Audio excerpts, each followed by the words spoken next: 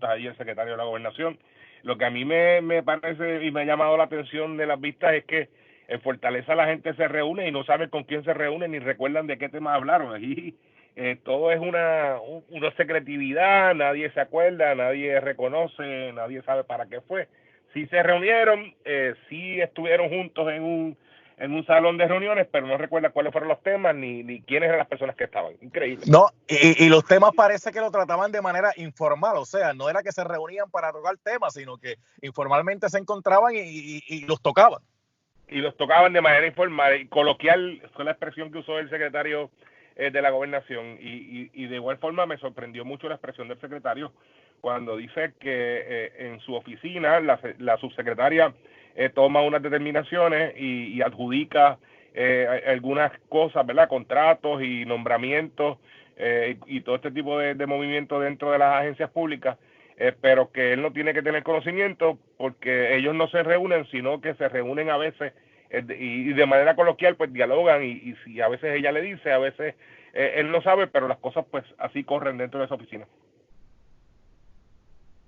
Hay algo curioso que estaba diciendo la licenciada Zoé Lavoy, ex senadora, que de hecho en un momento dado ocupó esa silla de secretaria de la Gobernación, donde ella planteaba que normalmente un secretario de la Gobernación pues nombra a su equipo, pero que cuando ella llegó allí a Palacio, ya ella tenía la subsecretaria nombrada, o sea, y la subsecretaria le respondía no tanto directamente a ella, sino más bien a la gobernadora. Eso ocurre cuando no hay confianza en los funcionarios.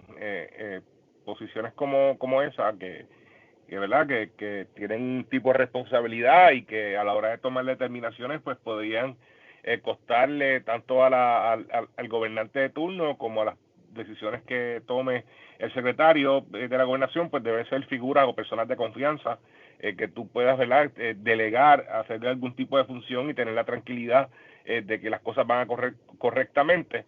Y cuando ocurre eso, pues obviamente pues lo que nos da a entender la ex secretaria de Gobernación y ex senadora Zoe Lavoy es que no había confianza por parte de la primera mandataria a las funciones que ella realizaba, al verle impuesto a una persona como subsecretario de la Gobernación, que es una posición de extrema confianza, pues no había confianza. Eso era todo lo contrario, no había ningún tipo de confianza y tenía que tener a alguien velándola de cerca para que la gobernadora tuviera conocimiento de todo lo que estaba ocurriendo en esa oficina. Bueno, en cualquier momento va a estar deponiendo Mabel Cabezas y también la subsecretaria Lilian Sánchez, pero con el asunto de Mabel Cabezas, prácticamente lo que ocurre aquí es que Concepción Quiñones del Hongo la bota del Departamento de Salud y Fortaleza le dice, no, tú no puedes votar a esa empleada es esencial, tú vas a firmar un destaque para que esa empleada esté aquí en Fortaleza. Me gustaría su reacción. Me parece lo mismo que pasaba en la oficina de la Secretaría de la Gobernación. En todas las agencias parece que ha sido uso y costumbre. Tú recordarás el caso de ACES, donde había una persona privada que era la que estaba, y de hecho fue arrestada hace un tiempo con la directora de ACES. Angie Ávila, sí. Cuando arrestaron a Angie Ávila, un funcionario que no era público, que era privado, era la persona que tomaba las determinaciones dentro de la agencia. Y eso es lo que aparenta ser el caso de Mabel Cabeza, aparenta ser que los ojos de la gobernadora en la agencia del Departamento de Salud eran Mabel Cabeza, la persona de confianza, la que estaba pendiente a que todo corriera como la gobernadora quería que corriera y operara el departamento, para velar de cerca a la secretaria de entonces, pues era esta señora que era de extrema confianza de la gobernadora. Inclusive, como tú muy bien planteas, la secretaria Quiñones del Hongo la destituye de la posición, la remueve de la posición y la gobernadora la protege y se la llevan a Fortaleza. Y desde allí entonces toman determinaciones como el asunto de las compras de este millón de pruebas que ya ha destapado todo el escándalo que está ocurriendo que se está destapando en las vistas de la Comisión de Salud. Así que eran los ojos de la gobernadora, es la persona de confianza de la gobernadora, del ejecutivo que estaba desde esa agencia haciendo cumplir las órdenes de Fortaleza. ¿Usted cree, le pregunto, no sé, le estoy haciendo una pregunta, ¿usted cree que Mabel Cabezas era la que creó este esquema? En cuanto a este contrato de los $38 millones. Que yo dudo mucho que un contrato de 38 millones de dólares que se llegaron a adjudicar 19 millones, una sola persona no lo haya podido hacer. Ella tenía que recibir instrucciones de alguien, tenía que tener autorización de alguien para que las agencias adjudicaran o desembolsaran esa cantidad de dinero. Tenía que venir con alguna instrucción por encima de Mabel Cabeza. Entiendo yo que Mabel Cabeza no era para tomar ese tipo de determinación, de adjudicar o determinar.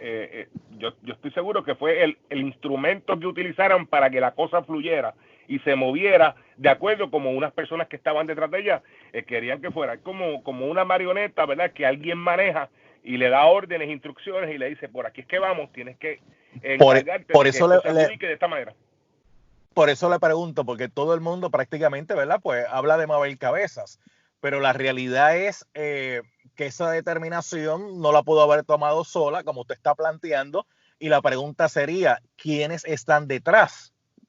Mira, Falú, tú sabes lo que a mí me preocupa, que al final del camino, después de toda esta investigación y todas estas semanas de interrogatorios en las vistas de la Comisión de Salud, al final del camino vayan a adjudicar responsabilidad a una sola persona que sea del más bajo rango dentro de todas las posiciones dentro de la estructura gubernamental de Fortaleza, y los que verdaderamente crearon el esquema no vayan a tener consecuencias, porque van a permanecer en el anonimato. Y si la señora Mabel Cabezas no tiene la valentía hoy de frente a la Comisión de Salud de la Cámara, bajo juramento, destapar y decirle al país con transparencia los nombres de las personas que la obligaron o que la dirigieron en toda la creación y operación para adjudicar este andamiaje, para adjudicarle esa cantidad de dinero a esta compañía, pues va a ser inoficioso.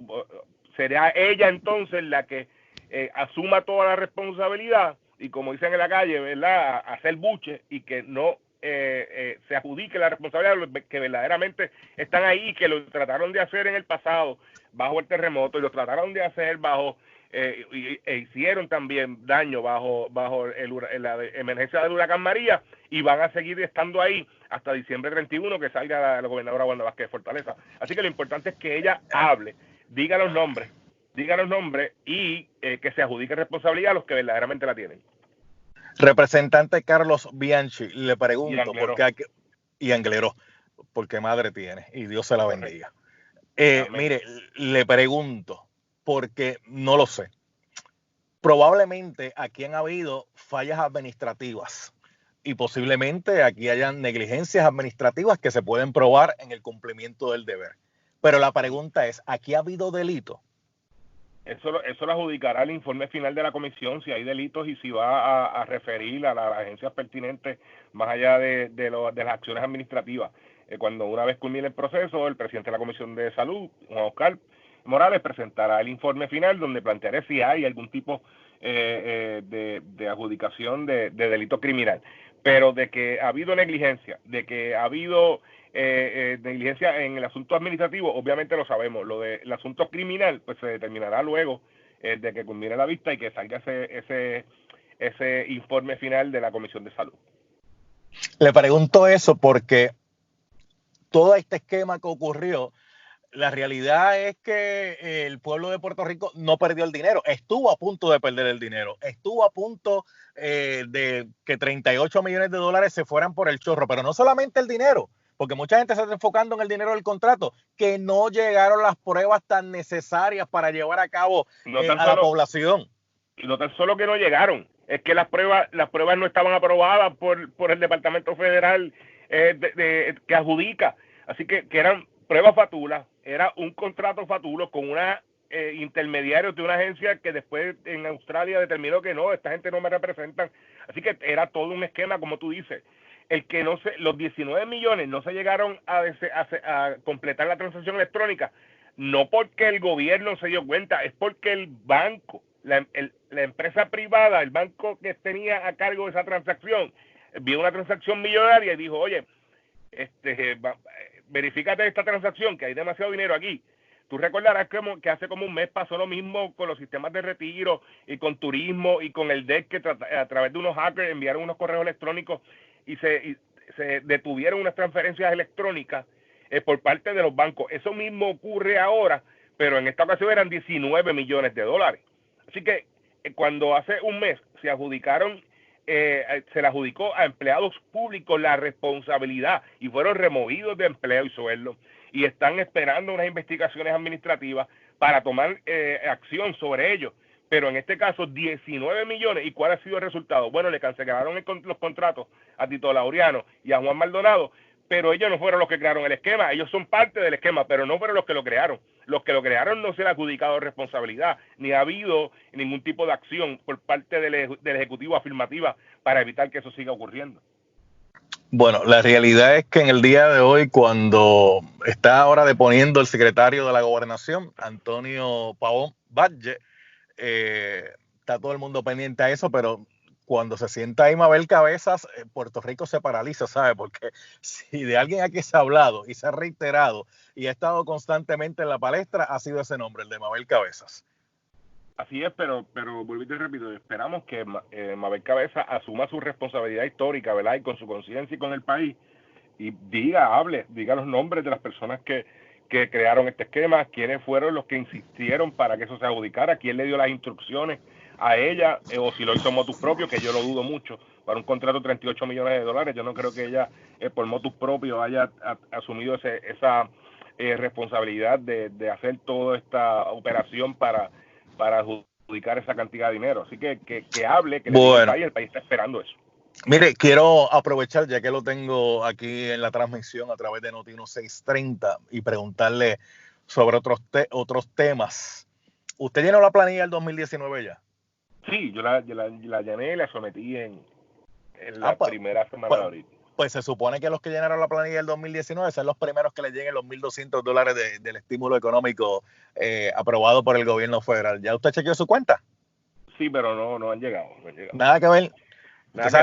Usted sabe que Hacienda le mandó un correo electrónico a un montón de gente diciéndole, ya te llegaron los chavos, y cuando la gente fue a buscar, fue un error de Hacienda, los chavos no estaban. Sí, a mí me llegó Falú, pero a mí no me sorprende. Pero a usted lo que le llegó fue el correo electrónico.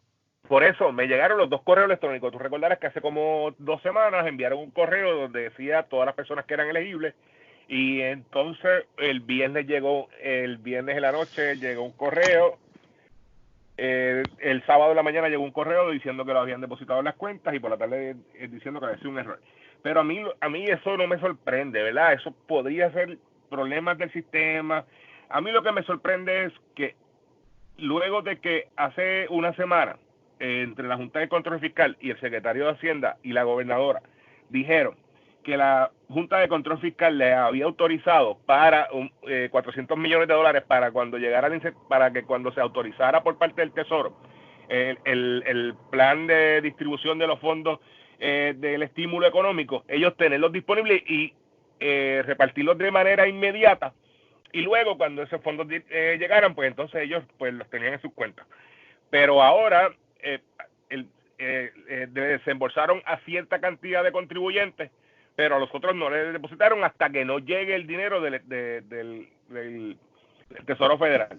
Así que hay un doble discurso, y también pues le mintieron al país porque no tenían entonces los fondos suficientes para hacer ese desembolso para todos los que cualificaban en la primera ronda, y ahora están esperando que entre miércoles, jueves o viernes o cuando sea que se haga esa transferencia electrónica, entonces depositarle a las demás personas. A mí me preocupa, Falú, porque yo hablé contigo hace algunas semanas y hablábamos del hambre, de la necesidad que había en la calle, y a veces la gente tilda como es una exageración. Mire, no, hay que ir a los campos. Yo soy representante de distritos, de pueblos, de municipios con muchas comunidades rurales, y no tan solo la ruralidad, la clase media, los que viven en urbanizaciones, que son empleados públicos, que trabajan en farmacéuticas, que trabajan en la industria privada en su inmensa mayoría.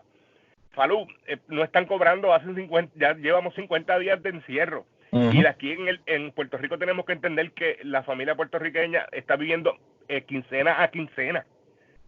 Y ya llevamos 2 quincenas que muchas de estas personas, 3 quincenas que muchas de estas personas no han recibido ni un centavo y están pasando necesidades, y es cierto, y no se atreven a ir a un comedor. Si los municipios no hacen lo que están haciendo, que están llevando comida a casa por casa, la gente no se acerca a los comedores porque no sienten, ¿verdad? Sienten que deberían dejar eso para las personas que más lo necesitan. pero hay gente en familias, en urbanizaciones, en las barriadas, en las parcelas, en nuestras comunidades que están pasando necesidad, y yo creo que el gobierno debería ser un poco más, de la misma manera que tuvieron la valentía de hacer una transferencia de 19 millones a una compañía Fatula, y de la misma forma que enviaron millones de dólares a unos hackers, ¿verdad? Pues desembolsar ese dinero si hay dinero disponible. Hay 14 billones de dólares que no se han pagado de la deuda. Utilicen dinero de ahí si eso se va a reponer cuando llegue el dinero del Tesoro Federal. Y bien Pero hay que importante, desembolsar ese dinero a la gente. bien importante al ciudadano, mire, cuando el dinero le llegue, no se tire a gastarlo por gastar, porque lamentablemente pues la gente ve chavo y gasta por gastar. Tiene que guardar dinero, tiene que guardar, aprenda de la experiencia. Hubo mucha gente que en esta emergencia de momento se quedaron sin trabajo y cuando fueron a buscar sus ahorros se percataron que no habían ahorrado nada. Usted sabe, tiene que pensar también en ahorrar algo para futuro porque, y lamentablemente estas cosas van a seguir. El coronavirus no va a desaparecer. Los terremotos, usted ve como la isla está temblando. Estamos susceptibles en que en cualquier momento pues tiemble. Cualquier eventualidad de emergencia, usted tiene que tener por lo menos un cascajito guardado ahí para bregar por lo menos las primeras semanas. Pero, representante, para finalizar ya y antes que se me retire, esta reapertura parcial que la gobernadora tomó la determinación que le ha parecido. De hecho, tenemos que ir regresando a la normalidad, entre comillas. ¿Cuál es su reacción? Bueno, a mí me preocupa, Falú, los requisitos que le han exigido a los pequeños y medianos comerciantes para poder reabrir, que muchos de ellos pues obviamente llevan sin generar ingresos por más de 50 días y no tienen la capacidad económica para brindarle toda la seguridad necesaria a sus empleados.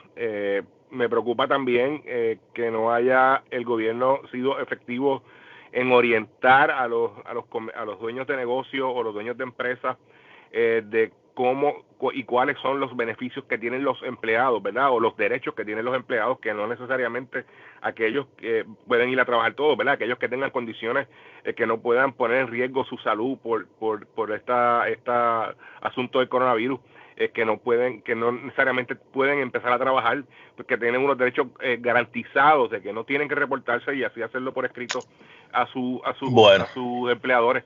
Y hay un sinnúmero de otras cosas. Yo creo que sí, que comenzar a abrir paulatinamente era necesario. Mi otro asunto, Falú, es los números. El propio secretario de Salud insiste que esta semana va a ser el pico de la pandemia. Esta semana es la que comenzamos a reabrir el comercio, porque no esperamos una semana más, el próximo lunes, a ver cómo transcurría esta semana. Esos son un sinnúmero de dudas que el Estado